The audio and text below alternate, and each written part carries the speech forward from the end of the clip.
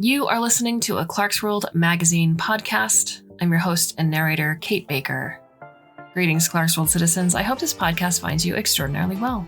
This is our sixth story for the month of December 2020, issue 171. I hope you are doing extraordinarily well and that you've survived the holidays thus far. And as we move towards January 2021, hopefully things will be looking brighter. I want to thank you again for spending this time with me as I read you all these stories throughout the year. And I want to thank you in particular if you have supported this magazine either via word of mouth or via clarksworldcitizens.com. If you can go there, you can see how you can be a part of this magazine each and every month. So our sixth story is titled Forward Momentum and a Parallel Toss and is by AnaMaria Curtis. Anna Marie Curtis is from the part of Illinois that is very much not Chicago. She's the winner of the 2019 Dell Magazine's Award and enjoys starting fights about 19th century British literature and getting distracted by dogs. You can find her on Twitter at Anna M. Curtis. Also, website is AnaMariaCurtis.com. So, my dear listener, I hope you can sit back, relax, and let me tell you a story. On the marching band field, everything echoes of Alex. Lacey's students spread across the sideline and cue their robots, and Lacey sees herself as a teenager in a giant sweatshirt. Alex next to her looks at the bots and remembers Alex's head on hers when she curled up around him in the last row of the bus, talking through choreography. But those are the wrong kinds of memories to have of Alex, so Lacey swallows down nostalgia and focuses on the field, looking for tiny errors to focus on at the next practice. They're going to win regionals today, but state will be harder. The robots roll onto the field, music swelling from speakers, each robot an individual instrument. And she looks for Edsel and Amber, each on one end of the line of students, wearing their blue co-captain armbands, holding the manual override controls. To the left of Amber is Bruin, in his yellow and green JM sweatshirt and baseball cap, shoulders straight. And Lacey sees Alex there too, the unfortunate heart of the problem she was never able to solve. She sits in the stands, unusual for a coach, but everyone has their whims, and watches her students absolutely steamroll over the competition. Their bass drums have real arms and drums instead of speakers, and 12 of their robots can do a parallel toss, their long, oddly jointed arms making precise work of the back-to-front transition and the proud whirl of color overhead. The other teams have no chance. They'll have to stay for the exhibition performance now, which Lacey resents despite herself. But the exhibition is all of the kids. She doesn't even know what its final form looks like, so she sneaks off to get some ice cream while they're preparing for it. As she goes to pay, a man in a long-sleeved JM shirt puts his sundae next to hers and says he's paying. And Lacey turns to argue, but then she sees it's Alex.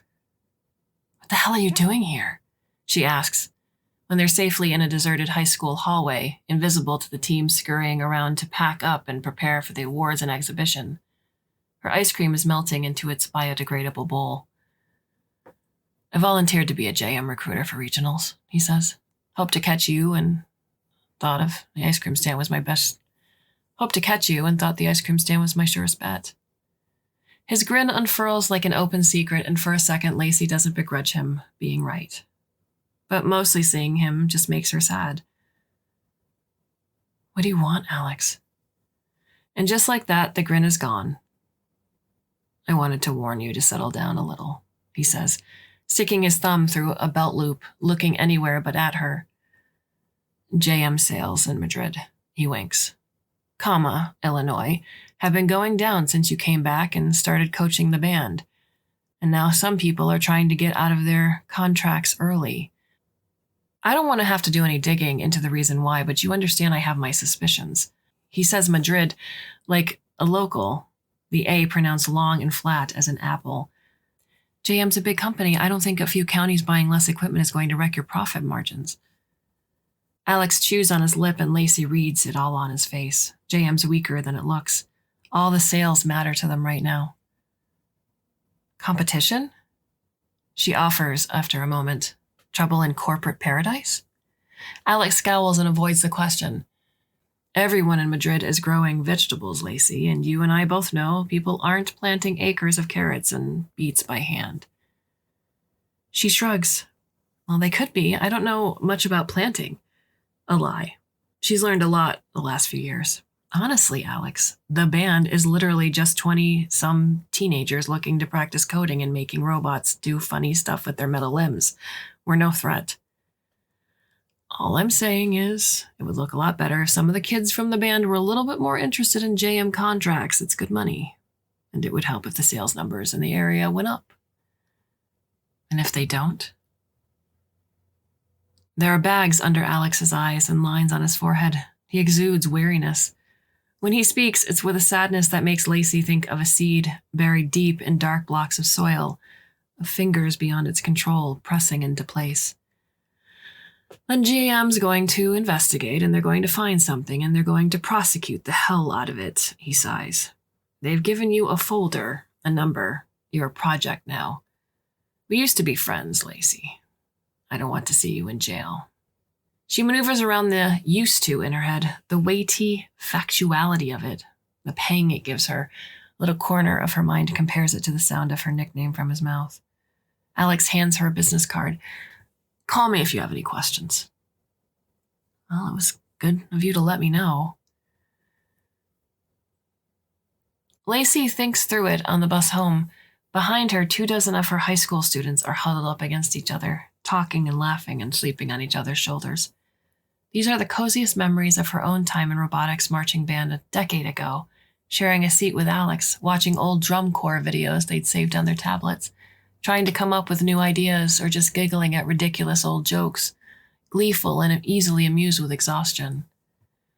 Lacey's always known this was going to happen. She didn't think she'd hear it from Alex himself, but she knew. JM has tech, and JM has plenty of connections with the cops in Illinois and all over, and JM has a small army of lawyers. That's why her notes and drawings are all in neatly organized paper notebooks. Her files would scan copies encrypted and secured under a fake name online, and why she insists people call her if they have questions about their robots instead of emailing. But that could only get her so far. She could slow things down for a little while, or she could leave. It's what she's always planned on doing eventually. Edsel and Amber and Skylar and probably Rose and maybe Mason know enough to help keep people's machines in order. And they're smart and eager, and they get why it's important. At least, she thinks they do. They're good kids, but that's a lot to put on them. Too much. If she leaves, Madrid will slip in JM's priorities. Maybe that's safer for everyone. But JM's weak at the moment. She can dig into it later. Could be some expansion to the West Coast has them overextended, or some investments abroad, but she should be using it. She needs to speed up, not slow down. And that was always the fundamental difference between Alex and her, wasn't it? It was a stupid risk to steal the backup robots and reprogram and re-outfit them to do her chores on the farm in high school, and it was an even bigger one to go to college. For Alex, going to work for JM was safe, and since his parents were still tens of thousands of dollars in debt on their combine, the employee assistance was just a bonus. Lacey left, but swore she'd come back. For Madrid. For Alex. For every problem she didn't know how to solve yet. She made friends in college, the kind she could come back to, the kind who traded ideas with her late at night and didn't back down from them in the morning. But she was always going to leave them. It's dark outside, but the bus sways on, and Lacey can tell they're nearing Madrid because the fields aren't tagged with illuminated IP labels anymore, and solar houses with herbs and vegetables loom like strange translucent creatures on the edge of her vision. It's strange, she thinks, but the more she does, the closer she gets. The less Madrid looks like the town she grew up in, the town she missed so much.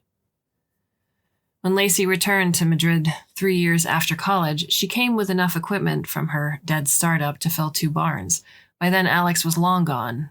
On the other side of a divide, Lacey didn't know how to start crossing. But Lacey wants him back. She wants what's best for her town, and she knows that Now's the time. She has to make her play.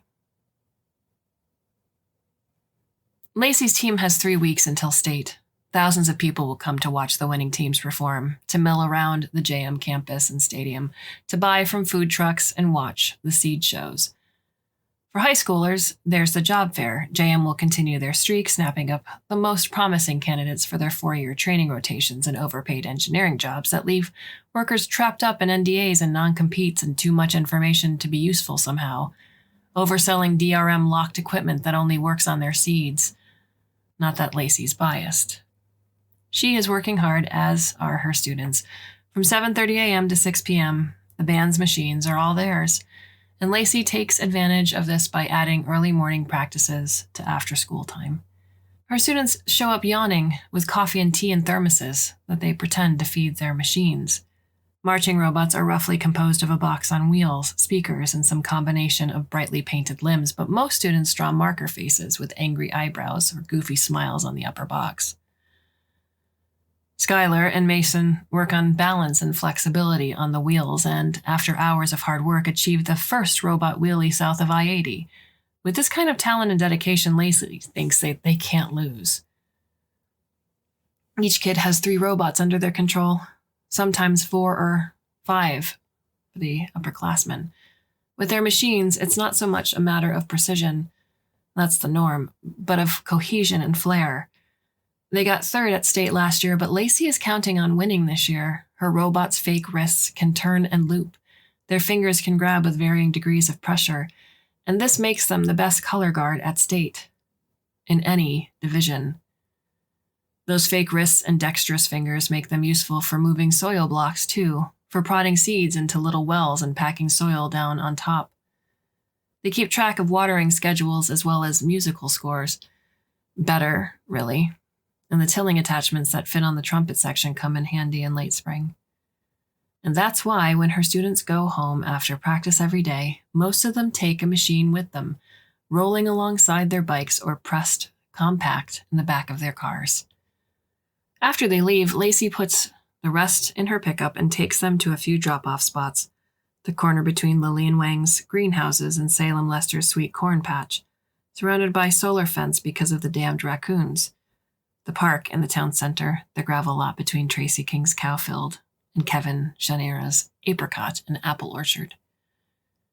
Between 6 p.m. and 7:30 a.m., people can do whatever they want with the marching machines, as long as they've talked to Lacey first and have them charged by the end. She teaches a Saturday afternoon class on weekends. They're not practicing, going over the basics of what machines are and aren't capable of, how they're fixed, what instructions they need, and how they'll use the information. The other teams at state won't have been sharing machines with anyone, let alone farms, but Lacey thinks it's an advantage. Over the past 4 years, she's been coaching the band. She's found what's good for the plants is usually good for the band, too. Lacey's building more machines still with her own money and the parts from the barns. She has diagrams for dozens more. She was planning on starting to sell them at cost this summer, instructions and diagrams included. Now she'll have to get it all set up within weeks. She doesn't know how much of a difference it'll make. Even though the JM office in Madrid has downsized, the ones a couple counties over are doing just fine. Everyone there is still growing corn and soybeans, like their parents locked in debt cycles they ignore with Midwestern stoicism. Lacey has a JM tractor of her own in the machine shed behind the barn. It's an old model, inherited, but it can already do a lot more than plant patented corn and soybeans. Lacey comes into morning practice a little later than usual one morning, swearing at herself for leaving her tea on the kitchen counter. That's why it takes her a minute to see the row of teenagers crossing their arms at her. "What's happening?" she asks, immediately running through a list of emergency scenarios in her head. "What's wrong?" "You're working too hard on this project for state," Skylar says, handing Lacey a cup of coffee. "We're going to help." Lacey takes a sip and grimaces at the taste. "Well, it's very kind," she says, "but I don't know what you're talking about." The 5 of them present her with the evidence, notes she left on her desk with formation diagrams, late nights, some code she fed to a marcher and forgot to replace with the standard. Nothing strong enough to get her in trouble, but enough dots for smart kids to connect. If you know what this is about, she says, you know this could be dangerous. You'll lose any chance of a job with JM. They may be able to blacklist you. She swallows. Full disclosure, they might try to have me arrested. They might succeed. We'll be okay, Edsel says, poised as always. We'll mostly focus on the exhibition, stick to the legal stuff where we can. Lacey fidgets. My plan isn't perfect. It's barely even formed. Is that really worth risking your futures over? Amber gestures at the workroom, and she seems to encompass everything. The wind kites on the roof, the graying walls, the smallness of it all. What futures, really? Most of us are going to stay here after we graduate and farm or raise animals. The robots are our best bet. If we don't do something, if we just keep moving along until someone stops us, we'll be back in JM's showrooms, signing away what we don't even have. And, Edsel adds, I read an article about JM being in trouble with a lender because of some faulty investments they made in West Africa. Now's the best chance we've got. It's not fair that any of this should be on you, she says. Amber shrugs. Life's not fair. JM's business model isn't fair. We should still try.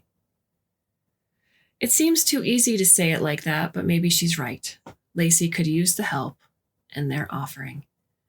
They've been paying more attention than she realized. It's their town, too. Okay, Lacey says. You want to use the exhibition if we win? They all nod. Do you have a plan for it? Skylar grins.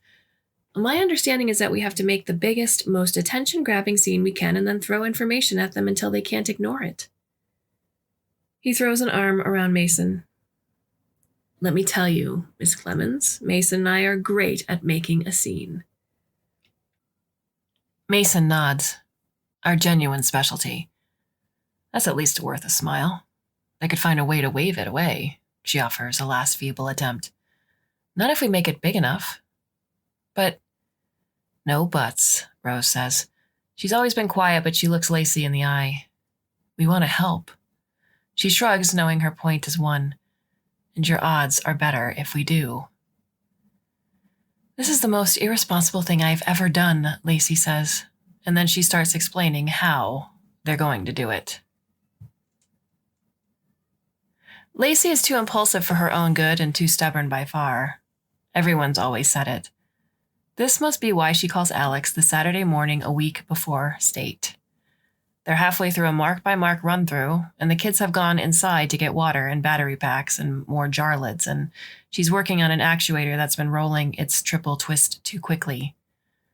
Lacey pauses to check the instructions and a picture on her phone, and the picture of Alex's business card is right next to it, his number auto-scanned into her contacts. She presses the linked number and hits call before she can lose her nerve. Hi, Lacey. Alex's voice sounds almost warm on the phone. She closes her eyes. You shouldn't know what my phone number is. Well, what can I help you with? Lacey swallows. His calls, and hers, if she's being honest, are probably being recorded. Well, it was kind of you to talk to me when we ran into each other a few weeks ago. I wanted to return the favor. What? Alex. Lacey says his name like an anchor and lets it sink into the silence. Is this what you really want? To work for JM forever? Because listen, I'm going to keep going with this, with what we discussed. She pauses, considering. I want you to help me. Help me with it. Help me get away with it, whatever. She hears his hissed intake of breath. You shouldn't have told me that. I trust you, she says. I think you're better than this. It's mostly true. I'll see you on Saturday, Lace. Lacey and her 5 students work beyond the extra hours the whole team is already putting in. She orders them pizza 3 nights in a row, and then, beset by guilt, brings in salads and containers of radishes, turnips, and carrots from her greenhouse, most of which are politely ignored. Edsel and Amber are in charge of the extra robots, the ones that don't have to meet the competition specifications because they aren't for the competition. Once they finish the choreography, Skylar and Mason work on the website, researching the environmental effects of monocultures and herbicide-resistant genetics and arguing over how they're going to format their citations. Lacey stops what she's doing sometimes to give them a monologue about the ethics of IP law, which they nod at and ignore because they already wrote that whole page and she's not telling them anything they don't already know. Lacey grins to herself sometimes on these late nights thinking about how much these kids care, watching them do the work. The glow of computer screens and flat overhead lighting lights up their space in the shop, and Lacey's water heater is bubbling in the background, the smell of tea and coffee mixing with motor oil. They don't talk much, hunched over their computers or their robots, but they're connected all the same. Rose works on the pamphlet, the scan codes for the website, the graphics. She goes outside one evening and throws paper around in the wind, different shapes and sizes, different weights. Somehow this turns into a spreadsheet she and Cass are working on, weighing the benefits and drawbacks of their paper options. And then Cass is there too on the nights when she doesn't have to take care of the animals, shrugging herself around Rose like a favorite cardigan. They leave the diagrams for Lacey to fret over. She brings parts into the shop to take pictures of on the grimy concrete floor and considers sketching them out instead. She stares at the JM logo carefully stamped on each individual part and thinks about how illegal it all is. And that's the other side of the work they're doing. The fear. When she's getting in the middle of Skylar and Mason's argument about citation styles or timing the seconds it takes 2 pieces of confetti to fall from equal heights for Rose, it hits her hard, like hands around her ribcage, around her throat. These kids are kids. She's doing the diagrams, she's directing them. She's careful that they not put anything in writing or online. They probably won't go to jail, but the black mark they're putting on their futures will all be too real, and she won't be able to protect them, won't even be around. But then again, most of them are seniors. Next year, a couple of them might head to college, but most of them are going to be in Madrid, same as ever. Lacey remembers being in high school, in this town, all too well. She thinks she's stuck in parallels sometimes, the past, present, and hoped for future, a constant relay in her head. But she needs to put behind the fond ghosts of the past and work in the moment, for the future as she envisions it. The community growing a range of crops, working on the technology together, free of the looming shadow of corporate debt. That's what Lacey wants for her students. Even better, they want more for themselves. They'll protect each other, she knows.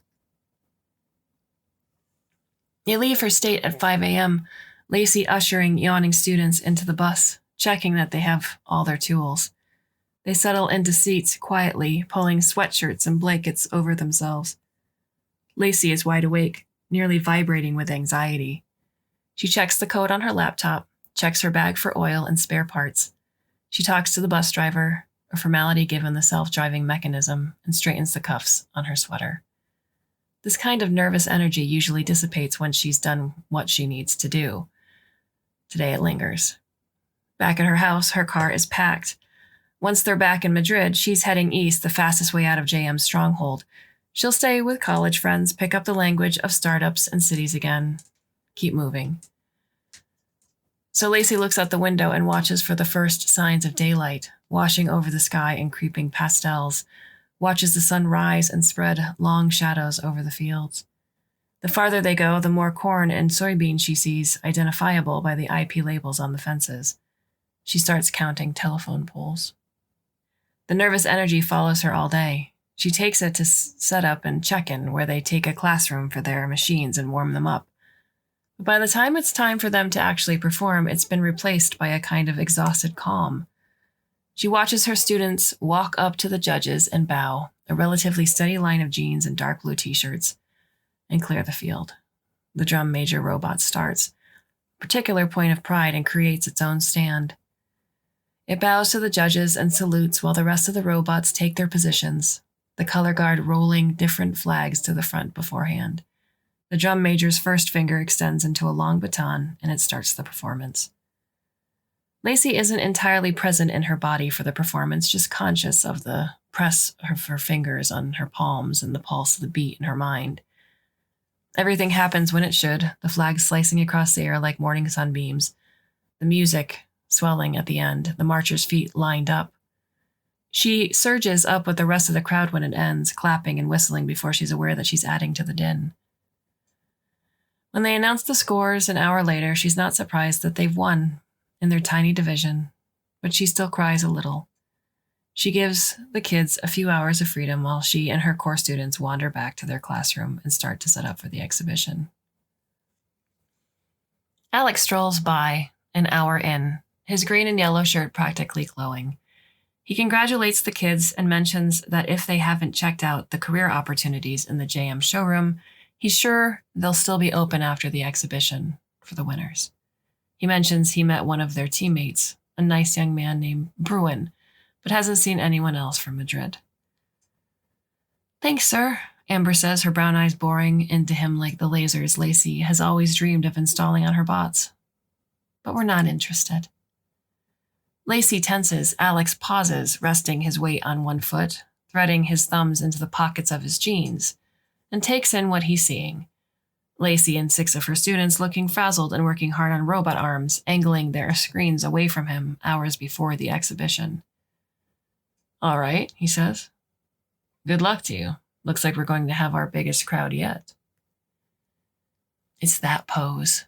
The lean, the polite conversational deflection.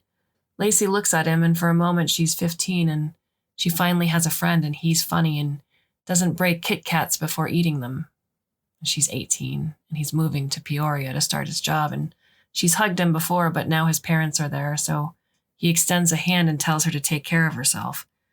And she's 20 at a New Year's Eve party, finally home for a break, and so excited to see Alex that she tells him everything at once.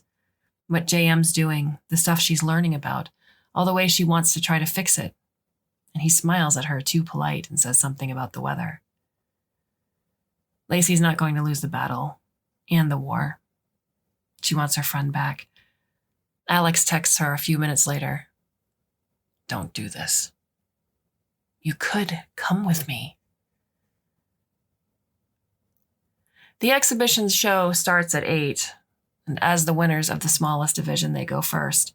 Lacey watches the stadium fill, sections of people in green and yellow baseball caps, sections of farmers taking an evening off to come see the future of agricultural technology and talent. At 8:07, the stadium lights dim. The field lights flood the pitch. Lacey watches as Skylar and Rose move from teammate to teammate slowly, unobtrusively, somehow missing Bruin.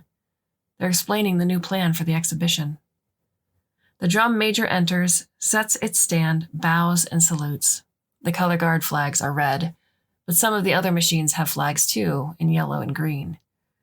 As the drum major starts the piece, the marchers with yellow and green flags move smoothly into position, forming the letters J and M. The crowd cheers.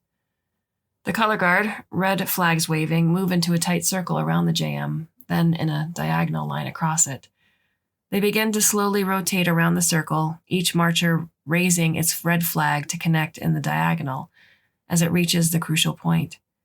The music swells, the crowd goes silent. Everyone is leaning in, looking at the field, taking pictures, mouths gaping. Lacey releases a small marcher next to her in the stands and watches it roll through the crowds and hop up the stairs on plastic feet. From where they're sitting below, Edsel and Amber and Skylar will be doing the same. She knows where they're headed, to 4 different corners of the stadium, and she waits for a moment, enough to take one long breath. When the music swells again, there, she anticipates before she sees the confetti in the air. The audience doesn't know whether to clap, but people do grab at the pieces of paper, waterproof, 80 pounds, and square because that's what Rose decided. Lacey watches as people frown at the words in the scan code as they pull out their phones. Some of them take pictures of the diagrams on the back, instructions for a basic field model to be constructed out of parts removable from a locked JM machine. Lacey's about to be in a lot of trouble. But in this moment, she has anonymity. She's just another person in the stands watching the remains of a monumental mistake. She watches Amber hug Mason as Edsel pumps his fists. They're giddy with it, what feels like victory. Fear trickles down her throat into her chest. She thinks they're safe. but she can't be sure. There's an audible hum rising through the crowd now that the music has stopped, of excitement and interest, she hopes. She hopes and hopes that the people in the stands want to look at fields and see opportunity and bright colors in a variety of crops. In the box across the stadium, JM executives are jumping to their feet. One of them is scratching their head. Most of the others are pulling out their phones, gesturing angrily at each other. In this, and in the hum of interest, Lacey snatches at victory. Lacey's notebooks have been disseminated. Edsel and Amber know almost everything anyway, and they know how to get in contact with her if necessary. JM can't destroy everything. A smile pulls at the side of her face, and she lets it unroll into a grin. To her right, Alex is walking toward her, gently moving people out of his way. He could be coming to let her slip out of his fingers or to run away with her. He could be coming to detain her. She thinks he can hear his footsteps alone amid the din. Perhaps it's just her heartbeat. She doesn't quite want to look at his face. She finds she can't bear it, at the end, to know whose side he's on. And what are your thoughts on the story? You can leave us a comment or a question at the Clarkesworld magazine website itself, or you can go to the About Us page where all of our contact information is listed. We have one more story for the month of December. Issue 171, our last story for the year.